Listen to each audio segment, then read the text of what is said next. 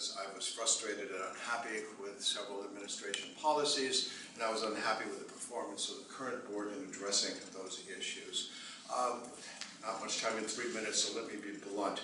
I think that Al Roberts has set the bar very low for us in our expectations of what a school administration should offer.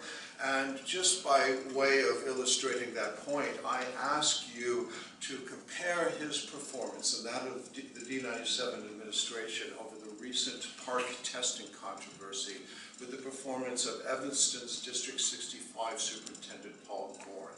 And I have Xeroxed off, and I will be distributing copies of Superintendent Gorn's public letter to the ISBE, in which it becomes clear in Evanston a series of public forums were held addressing the park issue. The superintendent was out in front of the issue. He was engaging the community, making positive arguments as for compliance with the park testing. And at the same time, at these meetings, parents' objections and concerns were scrupulously recorded by the superintendent, and he in turn, I think in an exemplary act of public accountability, sent these concerns of the community on to the state ISBE. Right? In other words, he contributed to the public discourse, the public discussion. He engaged the community. He kept the lines of communication open.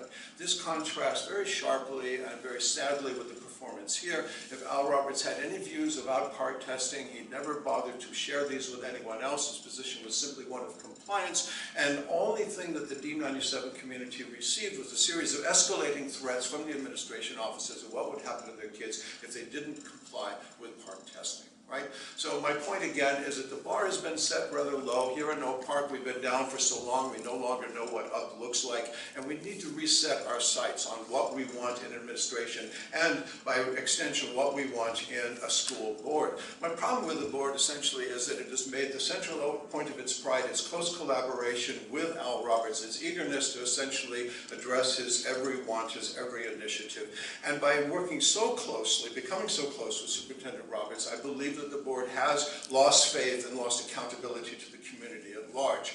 This is not just a question of better communication. It's a question of culture. It's a question of orientation. We can talk about a lot of issues over the last few years. Fast forward, the iPad rollout. Let me just address a specific issue that is current today at Julian School. At Julian, over the last year, there's been a discriminatory dress code that's been imposed upon the girls in that school. There have been a number of ugly incidents in which office staff have called out and publicly humiliated girls for the way in which they are dressed.